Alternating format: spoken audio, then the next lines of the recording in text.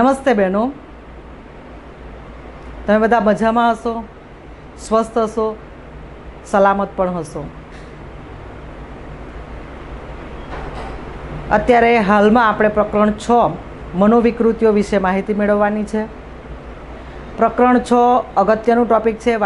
જે પ્રથમ પરીક્ષા આવશે એમાં તો નથી પૂછાવાનું, પરંતુ વાર્ષિક પરીક્ષાના અનુસંધાનમાં અગત્યનું ટૉપિક રહેશે. કારણ કે આ પ્રકરણ 6 મનોવિકૃતિઓમાંથી લગભગ એટલે કે મોટા ભાગે 8 ગુણનું પરીક્ષામાં પૂછાતું હોય છે. એટલે ઘણું અગત્યનું ટૉપિક કહેવાય. અને સાથે સાથે મનોવિકૃતિઓ શું છે એના વિશેની તમને સરસ મજાની સમજણ મળશે.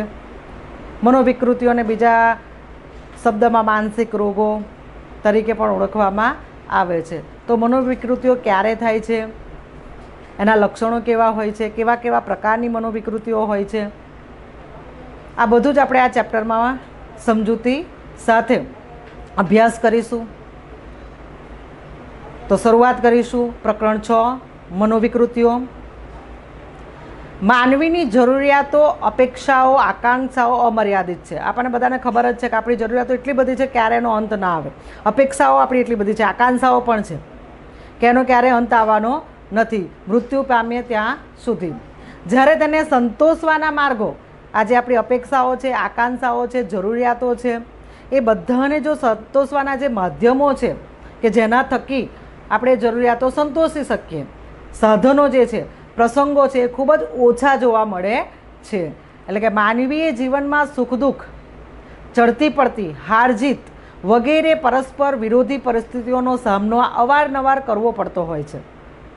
અપેક્ષાથી વિરુદ્ધ દુઃખદ કે વિષમ પરિસ્થિતિમાં પોતાના આવેગો, લાગણીઓ પર નિયંત્રણ ગુમાવતા વ્યક્તિ પોતાના વર્તનની સાહજિકતા અને સાધારણતા ગુમાવે છે. અહીં ખૂબ અગત્યની બાબત છે કે જ્યારે આપણે જે ઈચ્છતા હોઈએ, આપણી જે આકાંક્ષાઓ હોય, આપણી જે અપેક્ષાઓ હોય, એનાથી વિરુદ્ધ આપણને દુઃખદ કે વિષમવાળી પરિસ્થિતિમાં આપણા જે પોતાના આવેગો છે, આપણી લાગણીઓ છે, એના પર આપણે જો નિયંત્રણ ગુમાવી બેસીએ તો આપણે જે વર્તન કરીએ છીએ એની સાહજિકતા એટલે કે કુદરતીપણું, સાધારણપણું, જે નોર્મલ બાબત છે એ આપણે ગુમાવી બેસતા હોઈએ છીએ. તો વ્યક્તિના વર્તનમાં જોવા મળતી અસાધારણતાનો અભ્યાસ અસાધારણ મનોવિજ્ઞાનમાં કરવામાં આવે છે. આપણા ઘણા એવા વર્તનો થતા હોય છે કે જે અસાધારણ, નોર્મલ ન લાગે. તો અસાધારણ જેવી આવી બધા વર્તનનો જે અભ્યાસ છે એ અસાધારણ મનોવિજ્ઞાનમાં કરવામાં આવે છે, જેમાં મનોવિકૃતિઓના ઉદ્ભવ માટે જવાબદાર કારણો તેમજ ઉપચારને દર્શાવવામાં આવે છે. વૈશ્વિક સ્તરે જેવી રીતે WHO સંસ્થા, તમે નામ સાંભળેલું પણ છે અને એનું ફૂલ ફોર્મ પણ તમને આવડતું હશે. WHO, કારણ કે આપણે આગળ શીખી ગયેલા છે આ બાબત. WHO નો અર્થ શું થશે બહેનો? Full form world health organisation, WHO સંસ્થા શારીરિક સ્વાસ્થ્ય સાથે સંકળાયેલી છે. આ જે WHO સંસ્થા છે એ શારીરિક, આપણું જે શારીરિક સ્વાસ્થ્ય છે એની સાથે સંકળાયેલી સંસ્થા છે.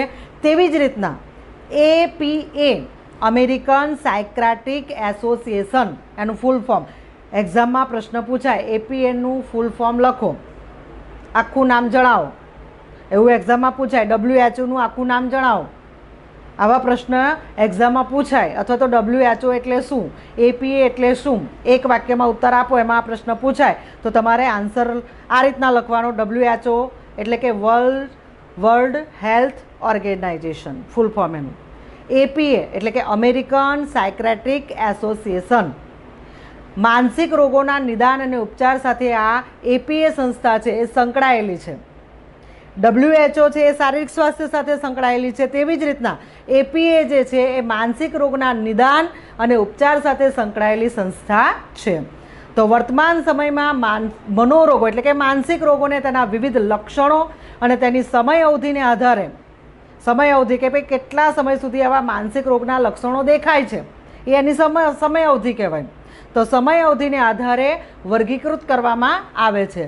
તો આ પ્રકરણમાં આપણે માનસિક રોગોના વર્ગીકરણ વિશે માહિતી મેળવીશું, તેમજ માનસિક રોગ માટે જવાબદાર જૈવિક, સામાજિક, માનસિક ઘટકો વિશે પણ આપણે માહિતગાર થવાનું છે। તો કેટલું અગત્યનું ટોપિક છે બહેનો આ, અને તમને ઘણું બધું શીખવાનું પણ મળશે સમાજમાં, અને સમાજની અંદર ઘણા વ્યક્તિઓમાં આવા પ્રકારની માનસિક વિકૃતિઓ જોવા મળે છે પણ એ છતી નથી થતી। તો તમને એના વિશેનું નોલેજ હશે, જ્ઞાન હશે, તો તમે આ માનસિક રોગો માટે સજાગ બનશો, જાગૃત બનશો અને યોગ્ય એનું નિદાન પણ કરાવી શકશો। તો જોઈએ અસાધારણ વર્તન એટલે શું? What is abnormal behaviour?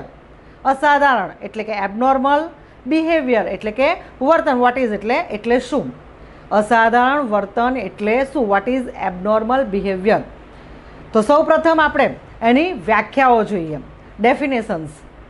તો વ્યક્તિના અસાધારણ વર્તનને સમજવા માટે સૌ પ્રથમ સાધારણ અને અસાધારણનો અર્થ સમજવો જરૂરી છે। 2 ગુણના પ્રશ્નમાં આ પ્રશ્ન પૂછાય છે, સાધારણ અને અસાધારણનો અર્થ સમજાવો, એટલે બરાબર સમજો। તો સાધારણને અંગ્રેજીમાં નોર્મલ કહે છે। આપણે કહીએ છીએ ને કે આપણે તાવ આવ્યો હોય અને તાવ આવ્યા પછી રિકવરી આવી જાય એટલે મટી જાય, તો આપણે નથી કહે હવે તો નોર્મલ થઈ ગયો છે, તાવ મટી ગયો છે, એવું કહીએ છીએ ને, હવે તો એ નોર્મલ થઈ ગયા। તો સાધારણને અંગ્રેજીમાં કહેવામાં આવે છે નોર્મલ। નોર્મલ શબ્દ લેટિન ભાષાના નોર્મા શબ્દ પરથી બનેલો છે। એનો અર્થ થાય છે સુથારની માપપટ્ટી। તમે જોજો સુથારની માપપટ્ટી હોય છે, કોણ માપક, આખું એનું માપપટ્ટી, એટલે સુથારની માપપટ્ટી એટલે કે સુથારની માપપટ્ટી એ આદર્શ માપનું સાધન ગણાય છે। એક આદર્શ માપ, એ આ જ છે એનું માપ, એમાં કોઈ પછી માપપટ્ટીની કંઈ કશી જરૂર પડે નહીં, જો એ સુથારની માપપટ્ટી હોય તો, એટલે કે એને આદર્શ માપનું સાધન ગણાય છે અને જેનું માપ પ્રમાણ આદર્શ માનવામાં પણ આવે છે। આથી એવું કહી શકાય કે સર્વ સ્વીકૃત ધોરણોની આદર્શ સ્થિતિ એટલે નોર્મલ। નોર્મલનો શબ્દ કહી શકીએ કે સર્વ સ્વીકૃત ધોરણોની આદર્શ સ્થિતિ એટલે નોર્મલ। હવે આપણે અસાધારણ શબ્દ વિશે માહિતી મેળવીએ। તો અસાધારણ માટે અંગ્રેજીમાં એબનોર્મલ શબ્દ પ્રયોજવામાં આવે છે। નોર્મલની આગળ આપણે એબી મૂકી દઈએ એટલે એબનોર્મલ શબ્દ બની જાય।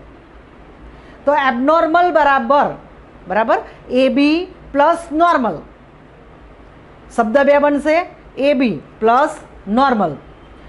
તો એ અર્થ થાય છે અવે ફ્રોમ। એબીનો અર્થ શું થાય છે? અવે ફ્રોમ એટલે કે નાથી દૂર, અને નોર્મલ એટલે સાધારણ। હવે એનો અર્થ થશે માટે સાધારણ એટલે જે સાધારણથી દૂર તે, સોરી, માટે અસાધારણ એટલે જે સાધારણથી દૂર છે તે। Abnormal means to away from normal, બરાબર? અસાધારણ એટલે જે સાધારણથી દૂર છે તે। તો કયા વર્તનને સાધારણ અને કયા વર્તનને અસાધારણ ગણવું તે સ્પષ્ટપણે કહેવું મુશ્કેલ છે। આપણને એવું થાય કે કયું વર્તન આપણું એવું છે કે જેને આપણે સાધારણ કહી શકીએ અને કયું એવું આપણું વર્તન છે જેને અસાધારણ કહી શકીએ, આ કહેવું ખૂબ અસ્પષ્ટ છે, મુશ્કેલ છે। કારણ કે સાધારણતા અને અસાધારણતા સાથે ઉંમર, જાતિ, સંસ્કૃતિ વગેરે પરિબળો સંકળાયેલા છે, બરાબર? આ જે સાધારણતા છે, અસાધારણતા છે, એની સાથે આપણી ઉંમર, આપણી જાતિ, સ્ત્રી છે, પુરુષ છે, આપણી સંસ્કૃતિ, આપણો સમાજ વગેરે પરિબળો એની સાથે સંકળાયેલા છે। દાખલા તરીકે શાળાએ જતા નાના બાળકની પેન્સિલ ખોવાઈ જાય ત્યારે તે ધમપછાડા કરે છે, મોટેથી રડે છે, તે જ પેન્સિલ માટે જીદ કરે, તે કેટલે અંશે સાધારણ કહી શકાય?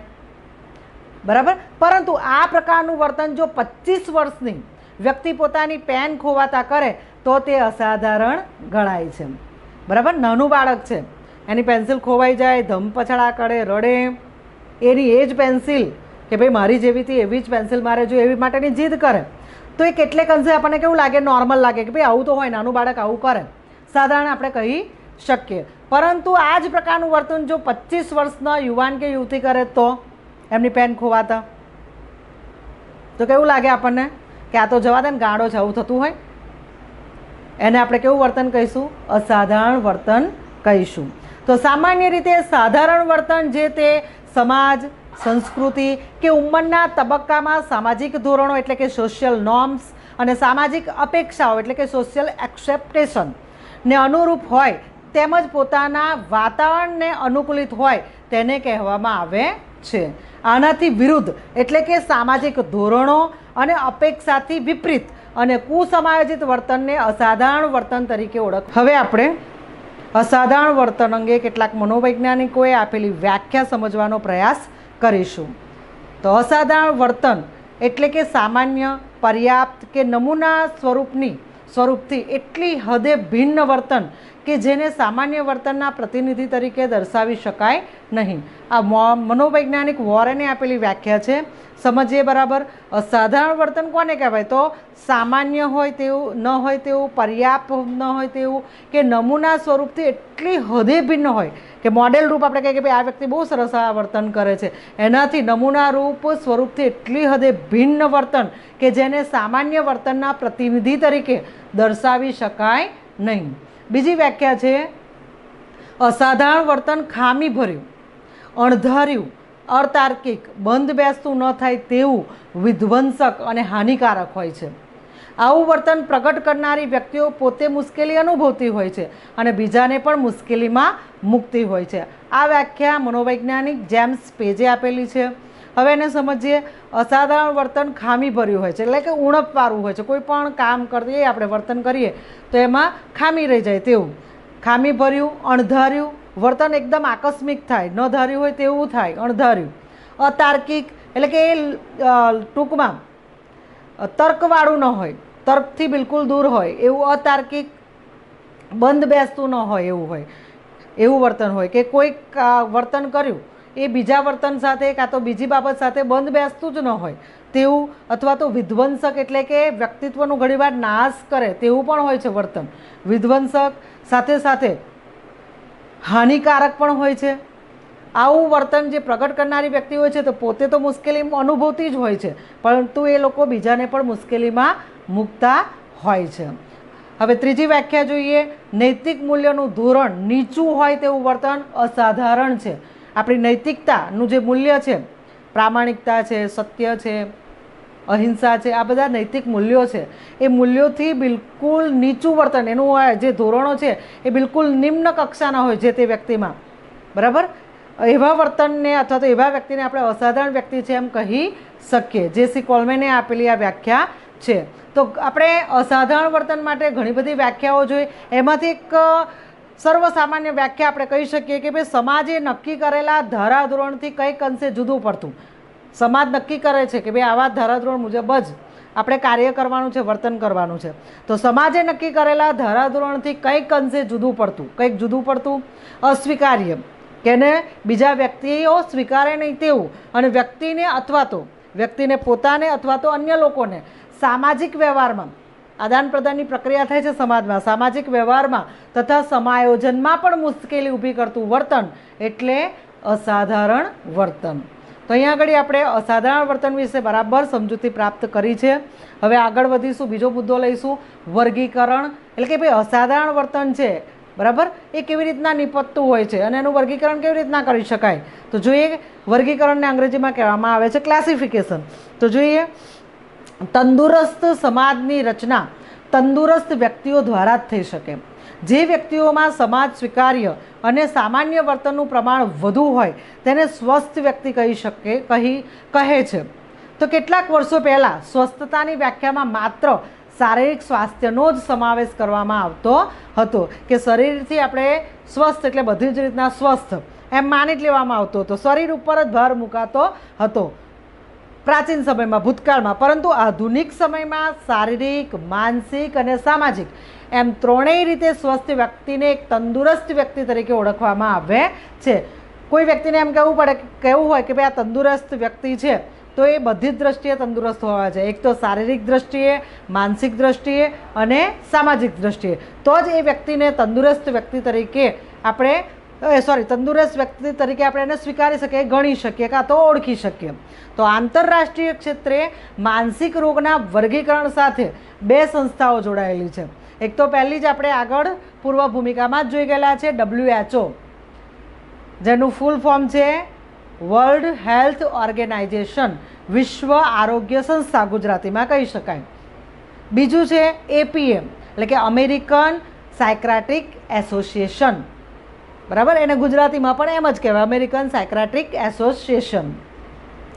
તો WHO દ્વારા જે વર્ગીકરણ બહાર પાડવામાં આવે છે તેને ICD બરાબર. WHO દ્વારા જે વર્ગીકરણ ક્લાસિફિકેશન બહાર પાડવામાં આવે છે તેને ICD કહેવામાં આવે છે, એટલે કે ઇન્ટરનેશનલ. I એટલે કે ઇન્ટરનેશનલ, C એટલે કે ક્લાસિફિકેશન અને D છે એટલે કે ડિસીઝ એટલે કે રોગ, ગુજરાતીમાં એને કહેવાય. ફરી જોઈ લઈએ. ICD કોણ બહાર પાડે છે કે તો કહેવામાં આવે છે WHO સંસ્થા દ્વારા ICD બહાર પાડવામાં આવે છે, જેને કહેવામાં આવે છે ઇન્ટરનેશનલ ક્લાસિફિકેશન ઓફ ડિસીઝ. અને APA દ્વારા પ્રકાશિત કરવામાં આવતા વર્ગીકરણને કહેવામાં આવે છે DSM, diagnostic and statistical manual of mental disorders. આનું ફૂલ ફોર્મ DSM. D નો થશે ડિગ્નોસ્ટિક એટલે કે નિદાન, જેને કહેવામાં આવે છે ગુજરાતીમાં.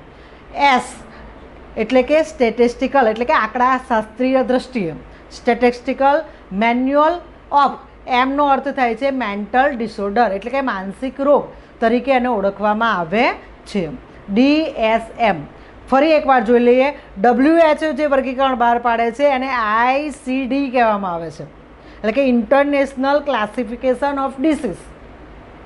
અને જે APA જે પ્રકાશિત કરે છે વર્ગીકરણ તેને કહેવામાં આવે છે DSM, એટલે કે diagnostic and statistical manual of mental disorder તરીકે એને ઓળખવામાં આવે છે. હવે બરાબર સમજૂતી મેળવીએ.